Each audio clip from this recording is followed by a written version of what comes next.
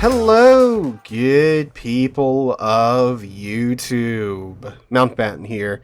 And today we have the new Tier 10 Techline Commonwealth Heavy Cruiser, the Cerberus import to review for you guys today.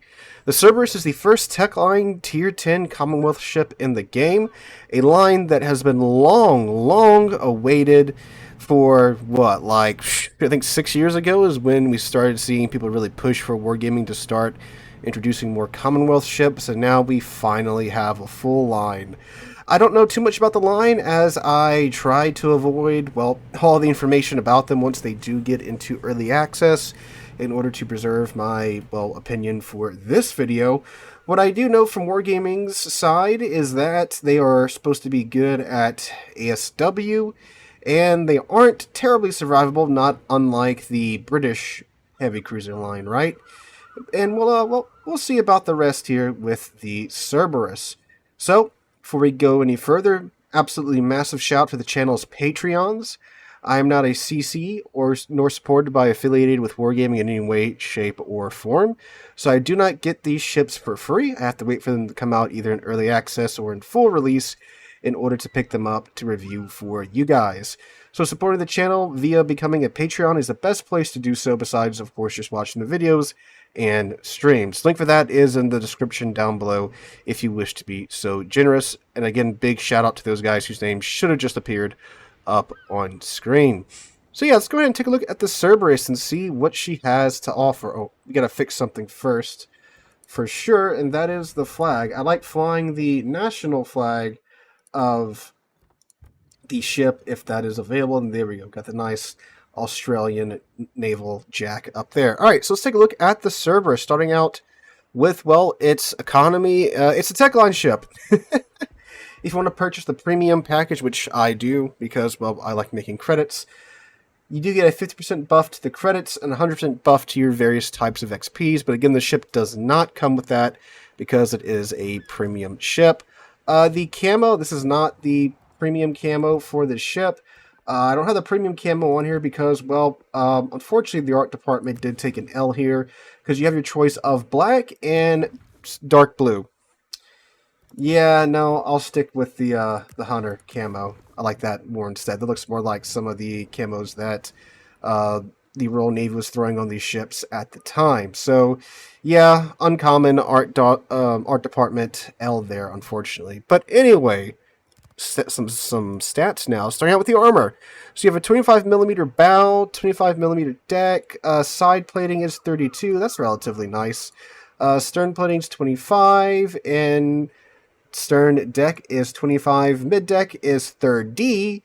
You have a very thin belt right there. Is that the Citadel belt, or is that... No, that's torpedo protection. That is 152mm thick, and then the torpedo bulges are 20.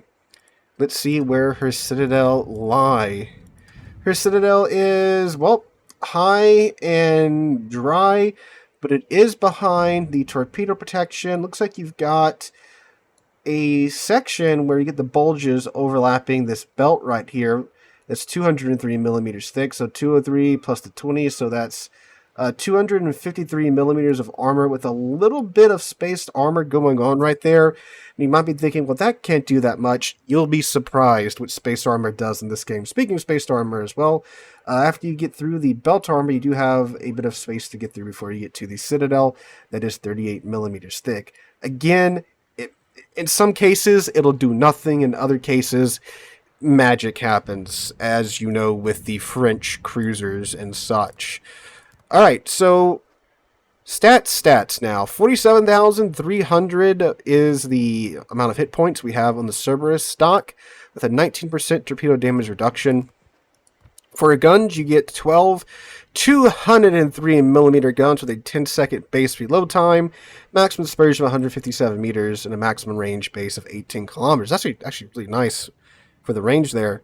HE does a maximum of 2,950 alpha, and it has an 18% fire chance per shell, base pin of 34, so no need for IFHE, and the HE comes out the tubes at 841 meters a second. The AP does a maximum of 4,350 alpha. That's, of course, if you citadel something. Same with the HE. And it comes out the tubes 2 at 841 meters a second. Pretty fast shells there. That sounds like it's going to be relatively comfortable to shoot at range, unless they do have air drag similarities with the British cruiser HE. Then that does get a little draggy, but we shall see. Secondary guns, you get 6x2, these 102mm guns with a reload time of 3 seconds, maximum range 7.3 kilometers, and a maximum alpha damage of 1500, 6% fire chance per shell, 17mm of pin, and those come out the tubes at 811 meters a second. I assume this is mostly just for dual purpose AA. We shall see. Torpedoes, you get 2x4 533s. They reload in 96 seconds, have a range of 13.5 kilometers. Quite a usable range there. Maximum damage is 16,767, and they travel at 65 knots, so not slow, but not too fast. And they were detected from 1.3 kilometers away. All right, so that surprised me that they get quite usable range out of their torpedoes. So you get 3 attacking flights of the ASW plane. It reloads in 30 seconds. You get 1 plane per flight. Drops 2 bombs for 3,900 maximum damage. Let's just compare that to the Brisbane that does more. But it only gets two flights, where the Cerberus gets 3. And a lot of times just hitting the submarine is what really gives it the death sentence, because when you hit it, it'll start leaking oil, and it makes it a hell of a lot easier to track it down. So the fact that you get 3 flights to do that with instead of just 2, I can see that as a massive bonus. But again, San Martin gets 2 flights with 4,900. Okay, so you lose 1,000 alpha, but you get another flight. So again, I can see how it's a plus, but at the same time, the individual bomb does do about 1,000 less damage. All right. AH has a rating of 73. You get 16 times 2 of these 20mm Oerlikons that are dual mounted.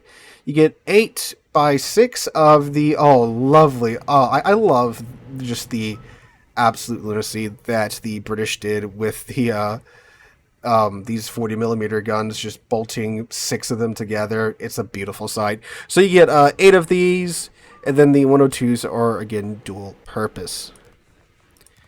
Alright, maximum speed for the Cerberus is 34 knots with a 790 meter turning circle radius and an 11-second rudder shift time. Concealment is 12.3 kilometers base. Nothing that Wargaming says that this line does have good concealment. And 12.3 base, that is a very nice place to start off with.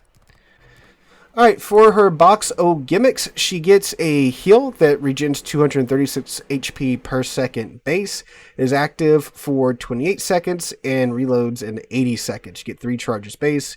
You also get submarine surveillance. This is the consumable that detects all submarines at maximum and periscope depth, but it does not detect them when they're on the surface, because reasons. Anyway, so you get an 8-kilometer range for that, 20-second action time, and 120-second cooldown time. Again, 3 charges base. And you get the Crawling Smoke Generator, a consumable that we've seen on many of the Commonwealth premium ships, like the, I cannot think of it, the Perth. So, yeah, expected here. Now, this is not like the Exhaust Smoke Generator where you can just boogie at full speed. You do have to crank it down to 1/4 speed, but this will keep you concealed at 1/4 speed. Anything faster than that, and you will be spotted.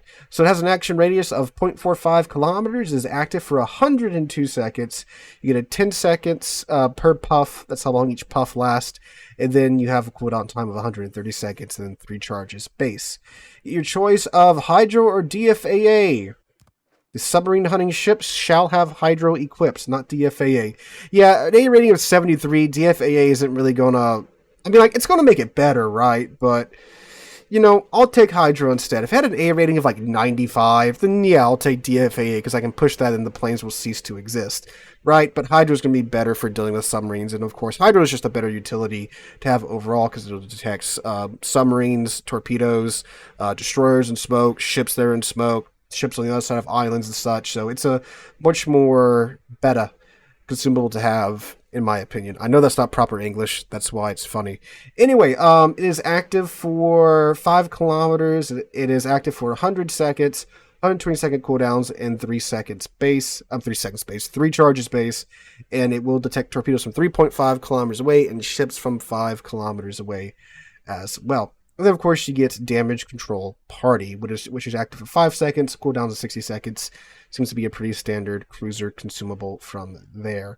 Alright, so that is the Cerberus. I'm going to go ahead and put a commander and module build on here, and we will be right back. Alright, so what I have on the Cerberus, I went with main armaments mod 1 to decrease the chance of the main battery guns being knocked out. This reduces that chance by 20%, plus increases their survivability by 50%, and improves their repair time by another 20%. Apparently, Law is having a great time secondary build Flandre at the moment. But anyway, moving on for that, I went with Damage Con mod 1 because, well, fires suck, and nothing too much in this category I think would be a whole lot better. I mean, obviously you could put engine room protection on there, but like, I mean, if I find the engine getting knocked out that much, I'll probably come back and swap this out. But I think just lowering the fire chance overall is the better option at the moment. Then I went with Aiming Systems Mod 1 to make sure that we have the most accurate cruiser guns as possible. Again, not a secondary ship, not an AA ship. While the torpedoes do have a usable range, I don't think you would exactly call this a torpedo cruiser like the Jinan. So again, more accurate guns, that's what I went with. And Aiming Systems Mod 1 gives you a 7% buff to your maximum main battery dispersion. Then I went with Propulsion Mod 1 to give us a quicker 0 to 60 time. This reduces the time it takes for you to get the full speed by 50%. So for a cruiser that's probably going to be dipping in and out of islands and poking its head around corners to get some shots off without having to, quickly get back into cover, that's what you want. And again, considering we do have the crawling smoke generator, the ability to control our acceleration, deceleration that much better is, something that I think is a, important thing. Alright, then I went with Concealment System Mod 1 because, when you can dictate the terms of your engagement by staying concealed for as long as possible or having the ability to go concealed at, essentially your wish, that's a big up. So, Concealment Systems Mod 1, which reduces your concealment by 10%. And then I went with Main Battery Mod 3, which gives us a 12% buff to the main battery reload time at the cost of 13% of our 180 time for our traverse speed. Again, more shells on target, more damage is being done, plus the ship has an 18-kilometer maximum range already. That's pretty far. For the commander build, again, just what I'm starting out with. If I switch this up, I will let you know. We went with Last Stand. That way, if our engine, rudder, or, those two things get knocked out, they will still work at a lesser rate.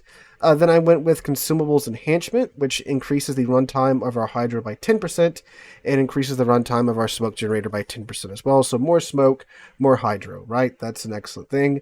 Then Adrenaline Rush, because, if you take damage, you should definitely get something in return. What this does is increases your reload speed by 0.2% for every 1% of main HP lost. Of HP loss. What am I thinking?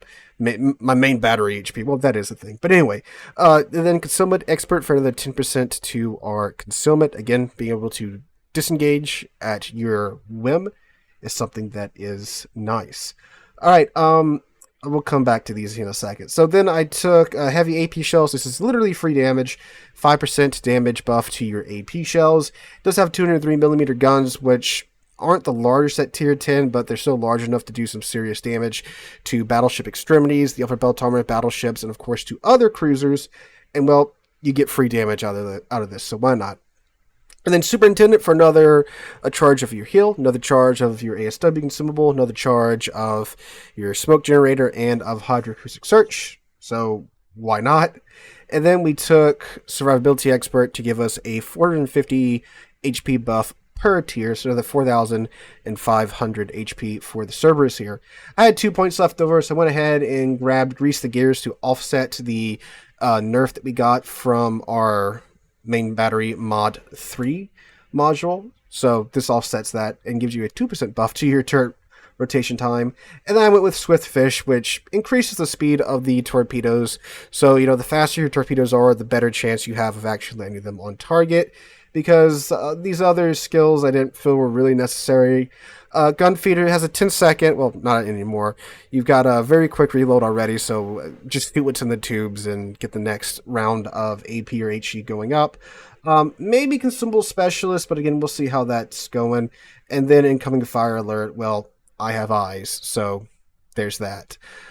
So now what this did to the Cerberus with our survivability expert, we have 51,800 HP now. The guns now have a 9.2 second reload time. We still have an 18% fire chance. I could bump that up with the flags, and again, I might do that if I find it's having trouble starting fires. The AP now does 4,568 maximum damage with the heavy AP skill. Torpedoes now travel at 68 knots, so again, a little bit faster there. Maneuverability, she goes 35.7 knots with the speed flag. And then her consumate's down to 10 kilometers, which is downright sneaky by tier 10 standards. Alright, so that's what I got on the Cerberus now, fellas. I'm going to take her into battle and see how she does. Alrighty, so the Cerberus. Well, let's talk about what makes this ship unique. So, this whole line was supposed to be the ASW line, the answer to submarines. They're supposed to be tooled to be the hard counter to subs. Do they do that? Well, kinda. So, here's the thing. With the tools available to the Cerberus without building into ASW, it's obviously better than your average tier 10 cruiser for dealing with subs, because it does have the submarine surveillance consumable, it does have an additional charge of the ASW aircraft free of charge, so forth and so on. And by so forth and so on, I mean that's that's it. And the issue with that is the same issue you would have back in the day if you had, and I'm talking pre-8.0, pre-CV rework, if you had an AA ship, like the Kid, like the, well, entire American tech tree back in the day, you could surely spec into AA, and sure enough, if a CV was on the other side, and you were spec'd into AA, you were simply a no-fly zone, and they wouldn't mess with you because you were that good for dealing with aircraft. The issue with that is that RTS CVs were super rare back pre-CV rework. So you would waste all your commander points and all your modules building into AA just to only be useful once every 4-5 games, right? And it's kind of the same issue here with the Cerberus, because yeah, if you build into it, it is a really good ASW ship.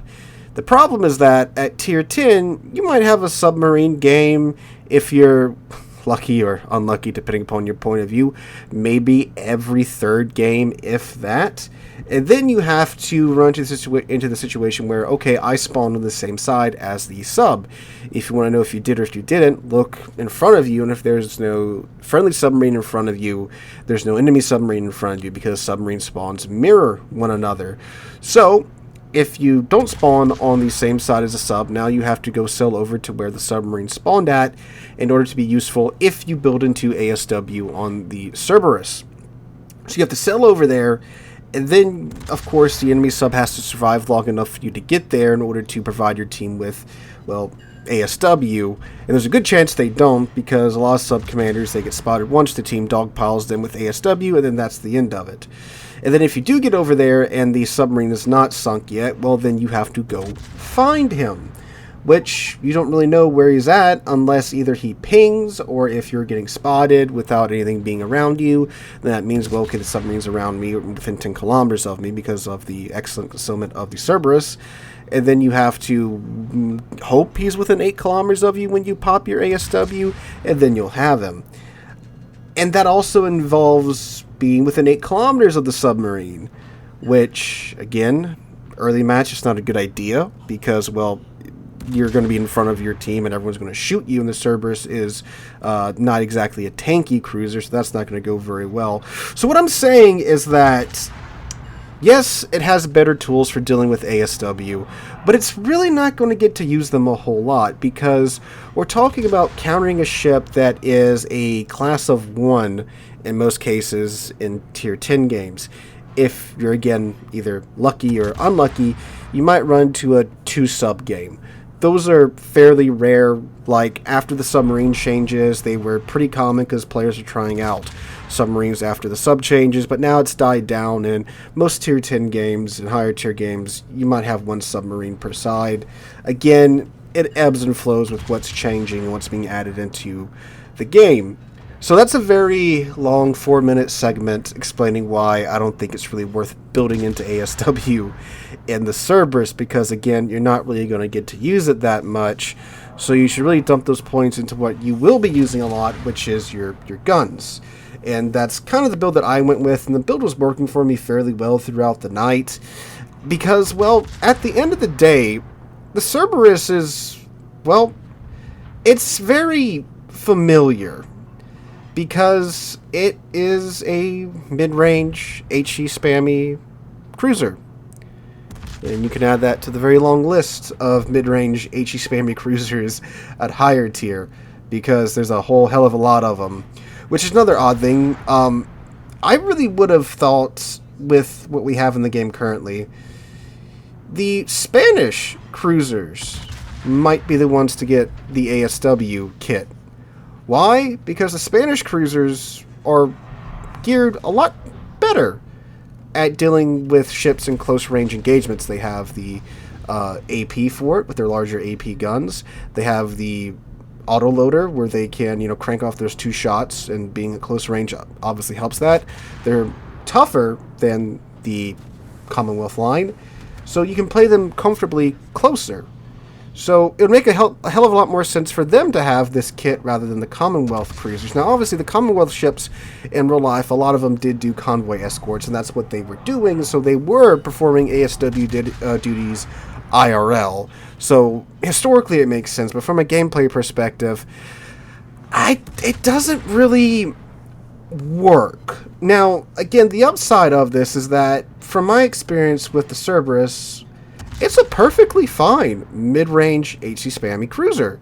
It does it quite well. Without building into the fire chance, I didn't take Demolition Expert, I didn't change out my commander build because what I was doing was working, and without having the fire flags on, I was having 0 problems starting plenty of fires with the Cerberus, which is what you want out of a high-tier cruiser, right?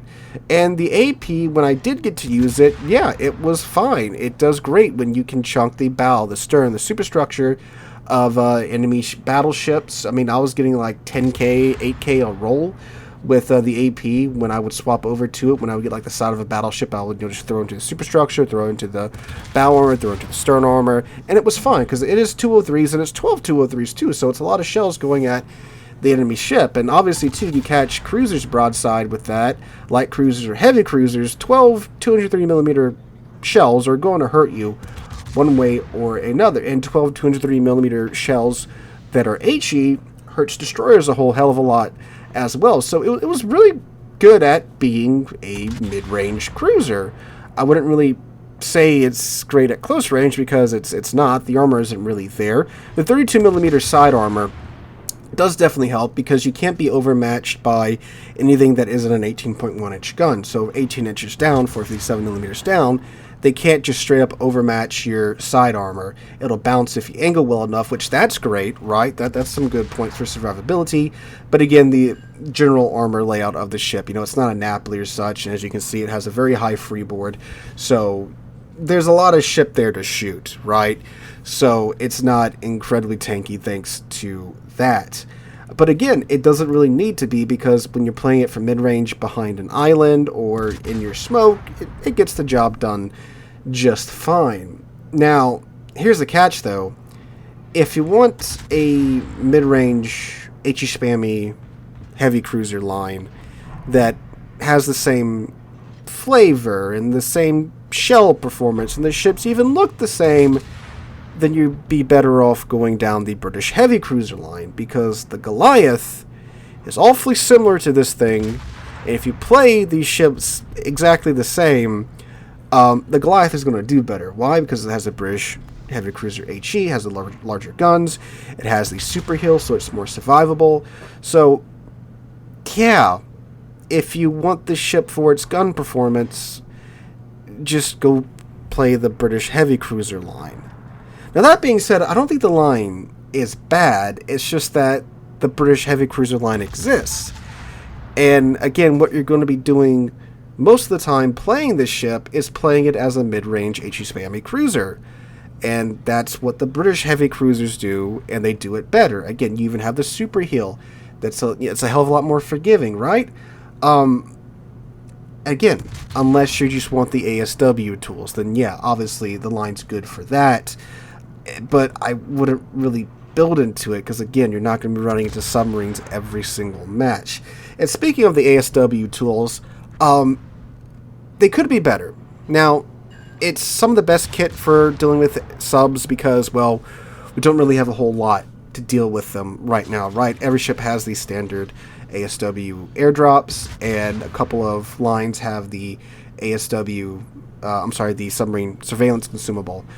I really think on the dedicated ASW line, it should run a bit longer. It's 20 seconds right now, which is enough to spot the sub, drop 1 or 2 charges of your ASW on them, and by the time you've done that, it's almost ran its course, and the submarine is crash diving, right? It really should run for like 40 seconds on the dedicated ASW line. That'll give you more time to, get your ASW on him, and then have the team, whatever team is near you, pile drive him as well. And then after that, you gotta hope you can push into him with your hydroacoustic search. And again, too, it's a standard hydro, which again, it's a great tool, but maybe with the ASW line, it should be able to detect submarines from its full range, right? Like, if you don't want to increase the submarine surveillance runtime, let the hydroacoustic search detect submarines at the normal detection range of ships underwater. Because again, it's the ASW line. I think that would be a bit better, right? That way you don't have to worry about, getting right on top of him to spot him with your hydro. You can spot him from 5 kilometers away, even though he's at operational depth, right? Obviously, if they crash dive, then yeah, you shouldn't really be able to spot them unless you're right on top of them, because that's the point of crash diving, down to your maximum depth. But from operational depth, it should be able to hit them from the full range, in my opinion. If they did that, I think that would really help a lot with the ship performing its ASW duties. The 3 airdrops are nice, though. I'm not going to lie, that's pretty cool. Because again, once you get him tagged, then he's going to leak oil. Then you can follow it up with a second airstrike once they waste their damage con, and then a third to really nail him with it. And then again, if you can spot him, the rest of your team's going to pile drive him too. But again, that's out of the games that I played for the background footage right now. I had 2 submarine matches. The rest were just normal matches. 2 out of the how many that I played to get the B-roll, like 8 games, were just sub games. The other 6 were normal. So again, yeah, that's what the Cerberus is. Again, it's not bad. It's definitely not bad. It's not a bad cruiser. I had no problem playing it like a normal cruiser, and it did just fine. The match you're watching in the background, it's a pretty standard game for a tier 10 cruiser. I got 3 kills, got 170, 180,000 damage, something like that. Pretty normal game. And that was pretty much my experience throughout the night. Again, it's a very familiar playstyle if you've played the British heavy cruisers, or again, any mid-range to long-range HE spamming cruiser. I wouldn't really say they're long-range, because the shells seem to have this similar air drag to the British heavy cruiser shells. So, once you get up to your maximum range, they are taking a second to get there. But again, like mid-range, perfect. Very comfortable ship to play. You have the exhaust smoke, so when you don't get island cover, you can use that to, crank some salvos down range. But other than that, again, more like the British. I know you're probably tired of me saying it, but it's what they play like. Island cover, hop between island cover, pop out from behind it, burn targets down. When you get matches like Tiers of the Cruisers and the more open maps, obviously those aren't fantastic for it, but again, that's any medium range HE spamming cruiser is going to be in the same boat there. So it's a very comfortable line to play. You can jump in with, your usual cruiser experience. If you've played through more than a fair share of cruiser lines, you'll probably be able to pick these up no problem. But yeah, I mean, again, I really just don't think it's worth it, because the British cruisers, heavy cruisers, do exist, and they're better at what they do than what the Cerberus does. The Goliath is, at least. So I would go for the Goliath instead. If you have the Goliath and maybe you want to play something more tuned to dealing with submarines, yeah, they're a fine line to grind. And if you're from a Commonwealth country and you want to grind down the line and, you know, experience your country's ship in this game if you haven't had one beforehand, again, I think they're perfectly average cruisers that will do well in the game, in the current meta. So I don't think they're bad in any way, shape, or form. I just think they're average. We just got, another HE's Family cruiser line, which is completely fine. Like, again, they're just average cruisers from what I've been able to experience here. So, yeah, that's my 2 cents on the Cerberus. Again, if you want to do some submarine hunting, yeah, sure, go ahead, go down the line. They're better tooled than that than any other cruiser line in the game. Other than that, I would recommend the Goliath first, and then maybe go check these guys out afterwards. Overall, I would give the Cerberus a 6, 6.5, maybe a 7 if you really want some ASW capabilities, but really a 6. They're average, but the ASW capabilities, they get another point for that because, again, they are technically the best ships in the game to deal with submarines at the moment, the best cruisers at least. So, guys, that's my 2 cents on the Cerberus. Let me know what you guys think in the comments down below. Have you gotten to it yet? What do you think about it and the rest of the line? Let me know what you think in the comments down below. If you enjoyed the video, make sure to drop a like, leave a comment, subscribe to the channel. We're on our way to 60,000 subscribers. We're getting very close to that goal thanks to you guys, and I cannot thank you guys enough for that. Hope you guys have a wonderful Friday and wonderful rest of the week. Hope to catch you guys in the next one.